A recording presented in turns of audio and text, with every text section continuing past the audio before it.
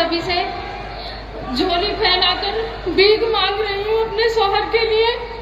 आप सब मेरे शौहर ताहिर हुसैन के लिए भीख डालें, मेरे शौहर ताहिर हुसैन का साथ दें।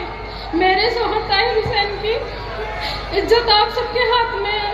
मेरे शौहर ताहिर हुसैन को आप बचा लीजिए। मेरे शौहर ताहिर हुसैन बेकसूर है। आपका एक वोट मेरे बच्चों से उनके अब्बू को मिला सकता है। आप सब एक एक वोट सपोर्ट करें। आप सब मेरे शौहर ताहिर हुसैन को सपोर्ट करें और उन्हें मुस्ताबाद विधानसभा से जिताएं और लड़ाएं। हम लड़ेंगे, जीतेंगे इंशाअल्लाह। आप सभी से हाय, आदाब, सलाम, नमस्कार, सत श्री अकाल। मैं रोशन कुशवाहा और आप देख रहे हैं times of Sitamarhi. Times of Sitamarhi में आपका स्वागत है। मैं बात कर रहा हूं दिल्ली विधानसभा चुनाव की। जी हां, बस कुछ ही महीनों में दिल्ली की विधानसभा चुनाव होने वाली है और आपने वीडियो देखा है, आपको पता चल ही गया है। मैं आपको बता दूं, जो ये महिला रो रही है, फीफा एक एक वोट मांग रही है, वाकई में इनका ही पति है ताहिर हुसैन साहब, जिसको AIMM ने टिकट दिया है मुस्तफाबाद से।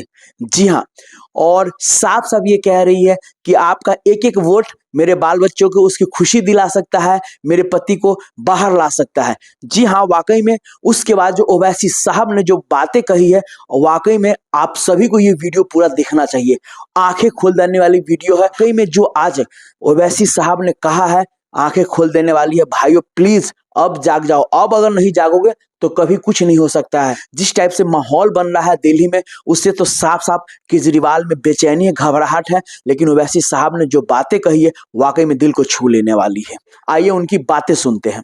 में सब समाज की लीडरशिप बन सकती है, मगर अगर किसी एक समाज की सियासी लीडरशिप अगर कोई बर्दाश्त नहीं करता तो वो मुसलमानों की सियासी लीडरशिप को कोई बर्दाश्त नहीं कर सकता। मंशा और मकसद एक ही है कि हम गुलामी करते रहें, हम भीख मांगते रहें, हम इख्तिदार में हिस्से का मुतालबा ना करें, बल्कि आज हमको ये कहा जाता है कि अगर तुम जिंदा हो तो हमारी वजह से हो। मगर बताइए मेरे अजीज दोस्तों और बुजुर्गों, हम कब तक घुट घुट कर, हम कब तक डर डर कर जिंदगी गुजारेंगे? जमहूरियत है, भारत के आईन के मुताबिक, संविधान के मुताबिक हम सब तमाम बराबर हैं, हम इंसान हैं और जिस तरह हर किसी को अपने समाज की लीडरशिप बनाने का कासिल है, उसी तरह भारत के मुसलमानों को भी अपनी लीडरशिप बनाने का इख्तियार हासिल है। लोग बार बार कहती हैं कि मजलिस जिस चीज की बात करती है उससे बीजेपी को फायदा होगा। मैं उन लोगों से पूछना चाह रहा हूं, बताओ हम क्या दुनिया में इसलिए पैदा हुए कि तुमको जिताएं, तुमको कामयाब करें और हम वोट तुमको डालें और तुम बीजेपी को रोक नहीं पाते हो? बीजेपी इख्तिदार पर दोबारा आ जाती है। याद रखिए, भारत के मुसलमानों को इस बात का फैसला करना है कि आप कब तक नाम निहाद सेकुलर पार्टियों के झोली में अपना वोट डालेंगे। बीजेपी को जो रोक नहीं पाते, मैंने उस वक्त भी पार्लियामेंट में उठकर कहा था जब 2024 के चुनाव का रिजल्ट आया था, मैंने कहा था कि मोहब्बत की कामयाबी नहीं है। जिस तरह तीसरे मर्तबा नरेंद्र मोदी भारत के वजीर आजम बने, ये मोहब्बत की कामयाबी नहीं है, ये नफरत की कामयाबी है। अरे एक ही समाज है जो बीजेपी के खिलाफ वोट दे रहा है, उसका नाम मुसलमान है। बाकी के सब समाज हैं, उनकी अक्सरियत, उनकी मेजॉरिटी बीजेपी को वोट डाल रही है, मगर हमारे गले में सांप डाल दिया गया कि नहीं, तुम बीजेपी को रोको। अरे बताओ, तुमने हरियाणा में क्यों नहीं रोके बीजेपी को? बताओ, दिल्ली में एक भी क्यों नहीं जीता तुम्हारा? तुमने तो मुसलमान को टिकट देना तो दूर की बात, तुम बीजेपी को नहीं रोक पाए। कौन जिम्मेदार है इसका? मेरी बात आप समझिए।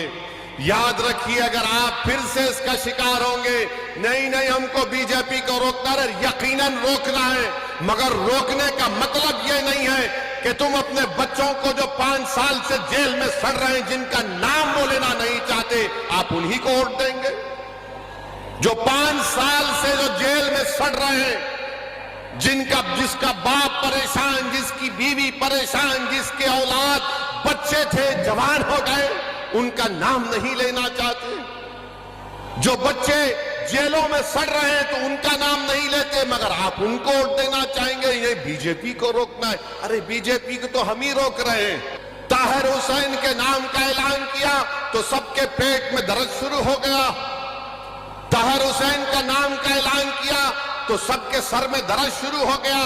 अरे जिसके पेट में दर्द हो रहा है, जिसके सर में दर्द हो रहा है, क्या तुम भूल गए कि तुम ताहिर हुसैन की घर के छत पर बैठकर कितने मर्तबा ताहिर हुसैन ने तुमको खाना खिलाया था। इस मुल्क में अजीबो गरीब मामला है कि 2 मुख्यमंत्री जेल को चले गए, झारखंड के, दिल्ली के, इनको बेल हो गई, मगर जो 5 साल से सड़ रहे हैं उनको बेल नहीं होती है। कौन है इसका जिम्मेदार? अकाउंटेबिलिटी किस पर आयद होगी बताओ? कब तक नेशनल मेजॉरिटी और नेशनल माइनॉरिटी को दबाया जाएगा? कब तक ये बहस चलेगी? नेशनल मेजॉरिटी है, नेशनल माइनॉरिटी है। अरे कानून तो सबके लिए अगर बराबर है, अगर केजरीवाल को बेल हो गई, सिसोदिया को बेल हो गई, तो क्यों नहीं दूसरों को बेल हो रही है? सब पर भी वही ग्रीवियस ऑफेंसेस है, मगर तुमको बेल हो सकती है और जो बच्चे जेलों में सड़ रहे हैं उनको बेल क्यों नहीं हो सकती बताओ? मेरे अजीज दोस्तों और बुजुर्गों, यही नाइंसाफी है। अगर आज आप मुस्तफाबाद से अपनी आवाज को बुलंद करना चाहते हैं, अगर आप इस नाइंसाफी को खत्म करना चाहते हैं, तो मुत्तहदा तौर पर अपने वोट का इस्तेमाल करिए।